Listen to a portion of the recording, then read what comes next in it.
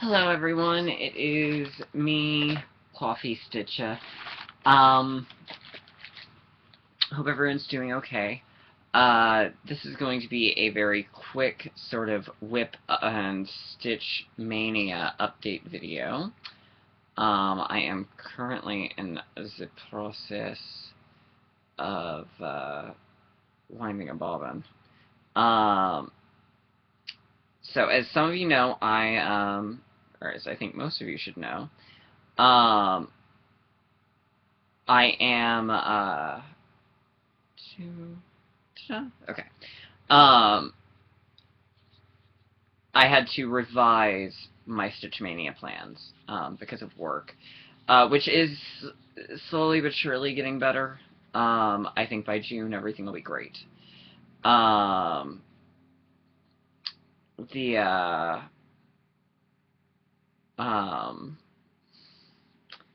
I got a big ass knot. So I reduced myself originally to 5 starts, 1 every 3 days. But I don't know. I may end up doing more than that. We'll see. So I would, if I didn't already, I would like to thank everybody for the wonderful birthday wishes. They were very, very much appreciated and welcomed. And if I did already thank you, well, hey, you just got thanked again. So it was really nice. It made me feel very special. So yeah. And yeah,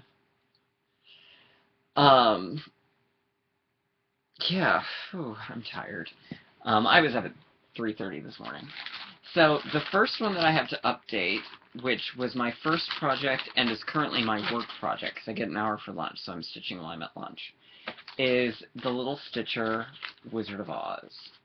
And I've converted this over to Gentle Arts. So this is kind of what the finished one will look like. The basic general thing. Some of the colors are different, but it's got the 4 friends, and it says the Wizard of Oz, and there's no place like home.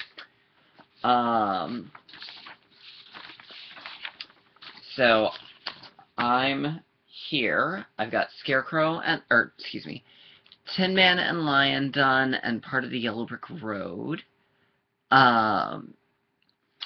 And I did a little bit of tweaking to it. I did Lion's bow is a lazy daisy. I put a little bit of a drip of a lazy daisy of oil on his oil can, and I added a backstitched eye and some backstitching and a sort of a necktie jaw. For the lion and the dark gray on Tin Man, I'm actually using wool. This is on 40 count 1/1. So Lion's, the mane and his little fuzzy underbelly and his tail are with Cinnamon from Gentle Arts. And the dark parts on Tin Man are Soot from Gentle Arts. The rest of Tin Man is Aged Pewter and Pebble and Barn Gray. And then the lion's body is Toffee. And then the Yellow Brick Road is actually a limited edition. It's Ale. I'm not sure if there's a color in the main line close to it or not. But that's what I've done so far. I got the Yellow Brick Road stitched at lunch. So in an hour, I got that much done. So this is my work project because it's small and easy to carry. So that is that.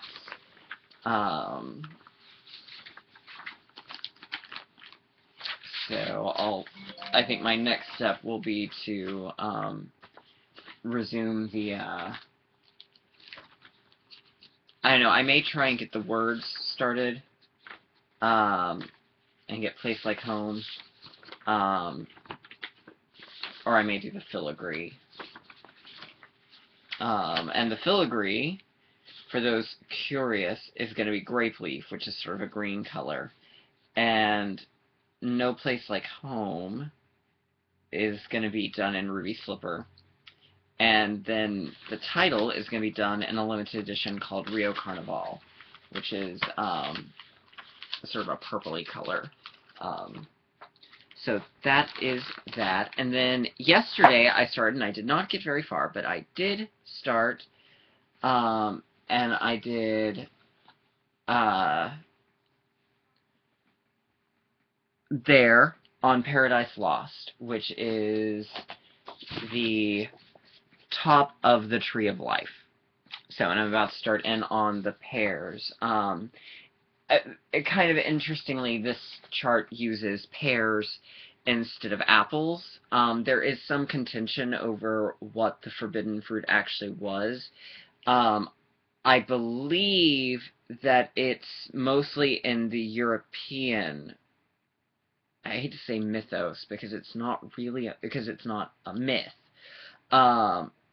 But I believe it's in most of the European illustrations that it's an apple, but historians have theorized that it could be a pear or a fig, because that's more likely to have grown in the Mesopotamian area, which I believe is where they think the Garden of Eden was. So, I've seen a couple of different theories, the pear being generally the second most common. I've also seen pomegranates, which I could see as well, especially given they're figuring into Greek mythology. I could see very easily, and the fact that it's in the sort of area where pomegranates are grown. So it could be any of those, but I do think it's interesting that Paulette went with pears. I'd be very curious if she watches. I'd be very curious to know why she chose that. So yeah, so there we go. I hope everyone's doing well, and I will talk to you all later. Bye.